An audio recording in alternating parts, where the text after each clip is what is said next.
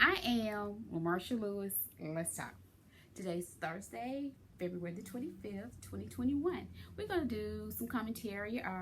If you're on social media or if you just go on the internet or any type of social media platform, you may have saw the exchange with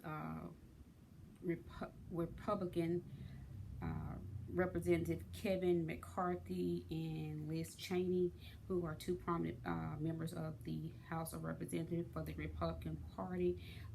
McCarthy is the Republican leader, and then Liz Chaney is the third person, I believe, that ranking in the Republican House of Representatives.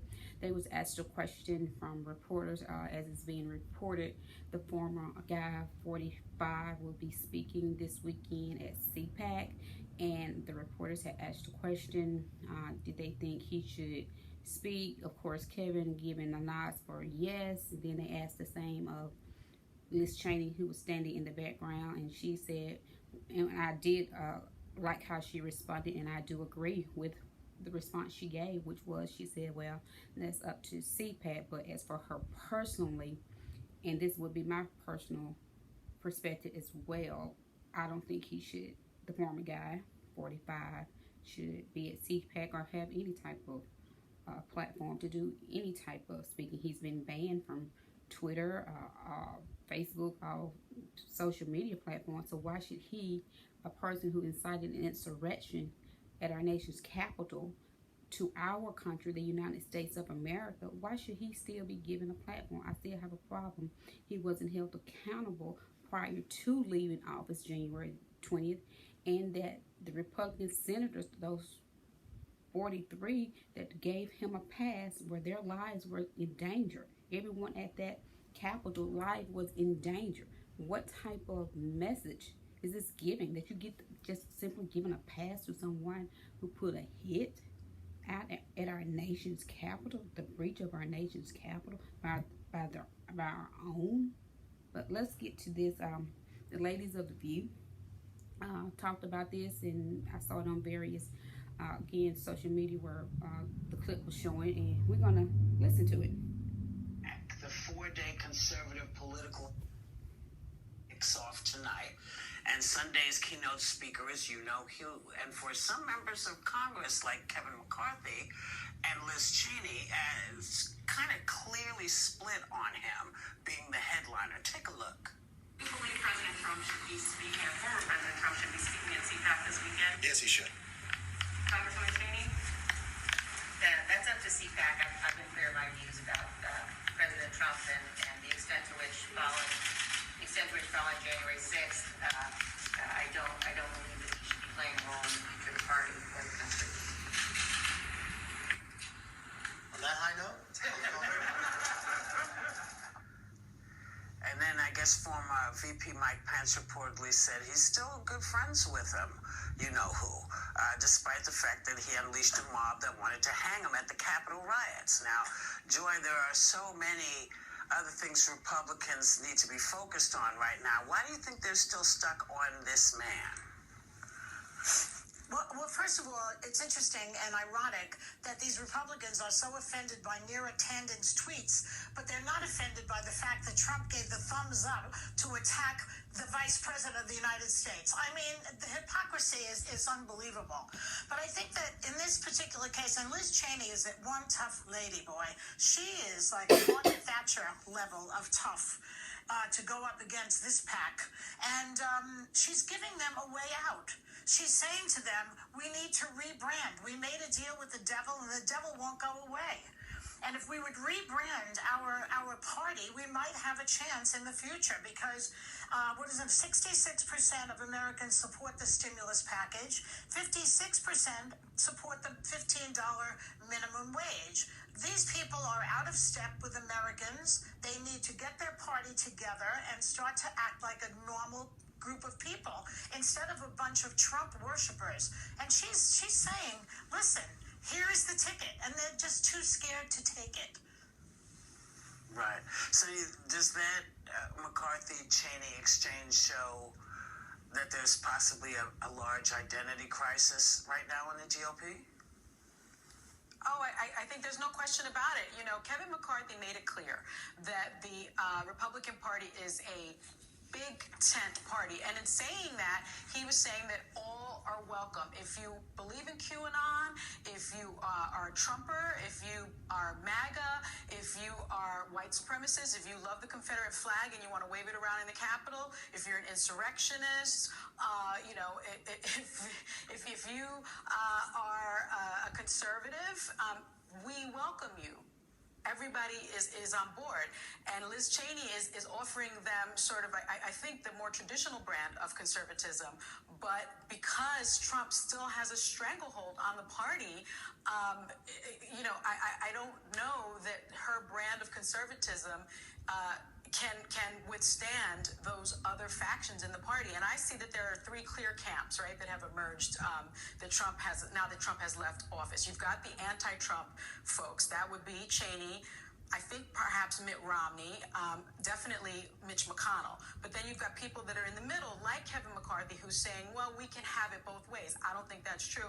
And then you've got the pro-Trumpers. You've got the senators like Josh Hawley. You've got the Ted Cruzes. You've got the Jim Jordans. How can you have a party where people are so diametrically opposed? I don't think it works. I really don't. Right. Sarah, when you see something like this, do you think that there's a rift, or is this just what happens when people have different ideas? Well, I don't think Kevin McCarthy's in the middle of that equation like Sonny does. I think he has spoken and he's for Trump. But I do think that, like Joy said, that Liz Chaney was very bold there, because at that moment in that kind of press conference, someone could have thrown that question and she could have said, no comment, or, walked away. And she doubled down and then even specified after the incidents of January 6th, this is what I think. So I think she does represent a kind of hope for me that there will be people that come out with old conservative ideals and break with Trump, and Trump remains a massive force in this party. I also know that we referenced that Mike Pence seems to have I think it was an amicable relationship with Trump. But one thing I find interesting is that I think actions speak louder than words. One person that won't be at CPAC this year is Mike Pence. He's not going. So, I tend to think that's showing a little bit of a turn of the tide. You don't want to upset the base by speaking out and going on record, but you also don't show up at this massive event that you were at last year. So like we always say, it remains to be seen. I am slightly hopeful with the Liz Cheneys of the world, but right now it looks like it's still a Trump universe. Right. So, Megan, what do you think is happening here? Because, we see Liz Chaney on one hand, who, is steeped in the party, and we're sort of hearing her say we are still here, we are still a party, and we don't need him to do this. And on the same token, you have Kevin McCarthy. What do you see as a conservative?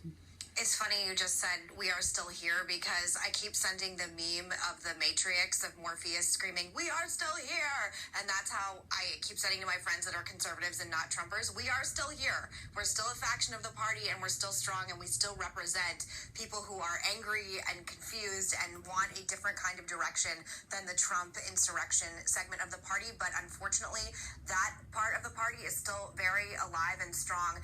I'm fascinated by CPAC. It's a really important, significant event for conservatives. It used to be sort of like a policy event where the future of the Republican Party platform was focused out and like interesting exchanges of ideas from thought leaders. It has turned more into a performative show pony event. President Trump actually came out really strong in 2014, and if you go back in YouTube, this speech, it was really his like grand opening onto the stage. Matt Schlapp gave him this amazing platform to come out and really present himself as a politician, which ultimately led him to the White House. Some of the people that are speaking include Ron DeSantis, Kristi Noem, Nikki Haley, people who want to run for president in 2024. And I think it's going to be more about who can gather this specific audience, which are media people, MAGA people, Trump people, people who work in all factions of conservative media, and their opinion on what happens this weekend is going to matter. And right now, we're struggling to see which fractions of the tribe are going to be represented, but CPAC has always been where the most conservative bona fides come. It was, for my father never spoke at CPAC, and he was never invited. So it's not ever really been a place for more moderate people.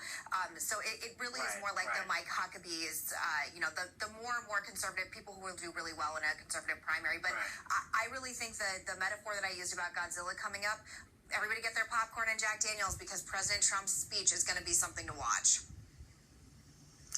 Yeah, but it may turn out to be one that we've seen over and over and over. I loved how Whoopi basically ended that little segment after all the ladies, especially the last one, John McCain's daughter, who had to insert her father. My father would never spoke at CPAC. He was never invited.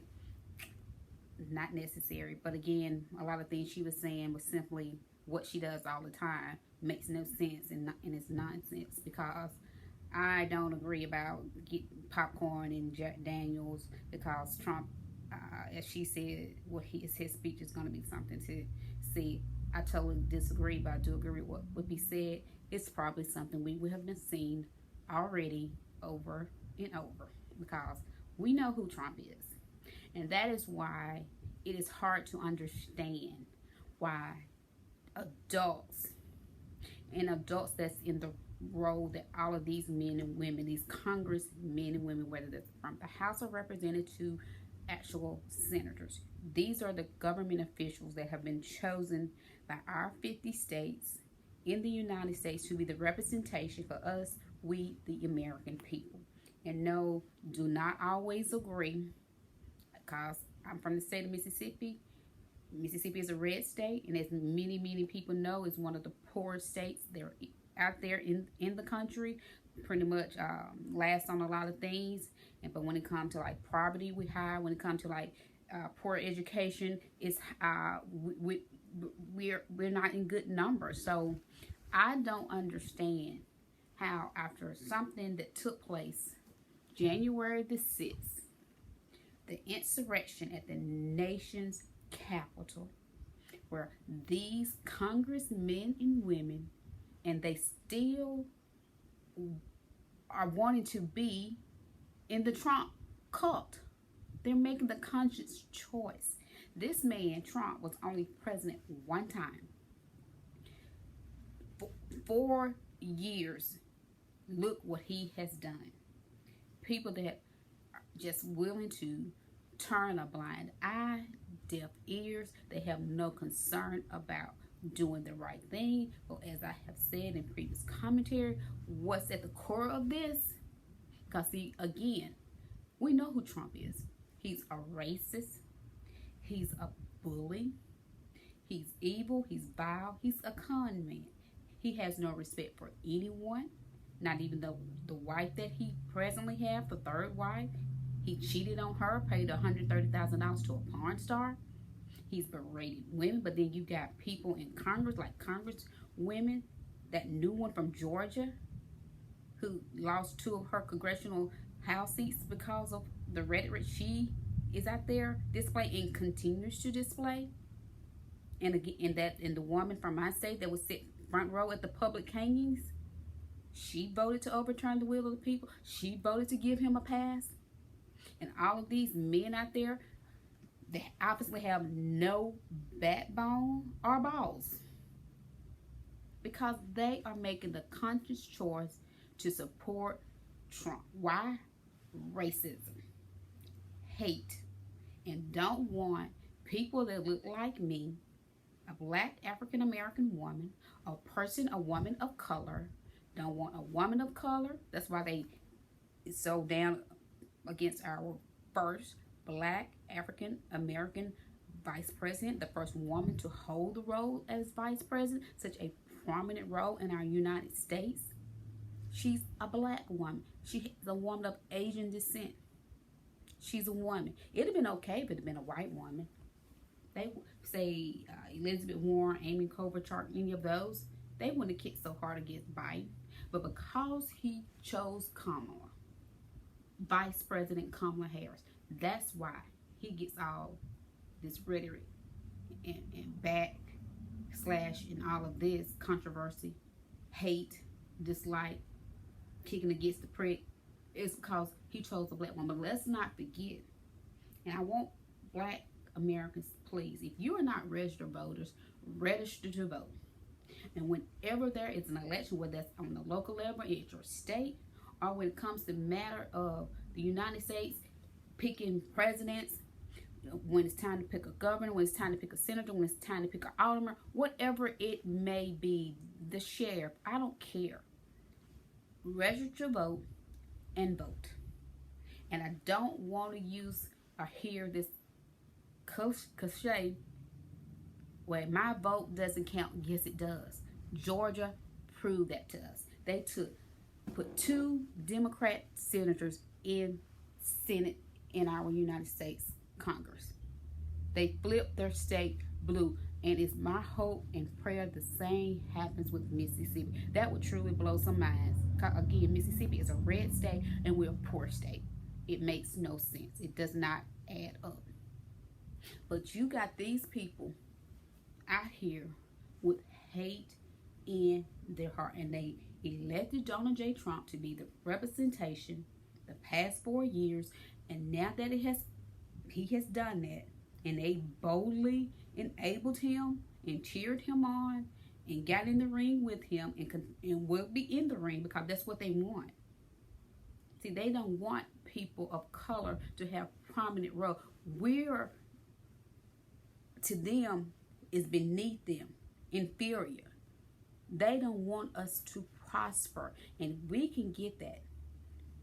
President Obama ran on, yes, we can, and yes, we can. And we can do it again and again and again. But we have to go to the polls. We have to make our voices heard and our votes count. If not, we're going to continue, which I know racism is going to be. It's not going to ever go away.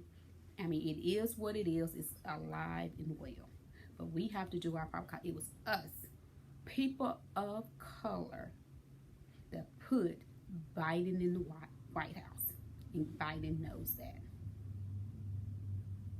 So, I give kudos to Liz Chaney because at least she's doing the right thing, standing up for right. And see, that's what it's about.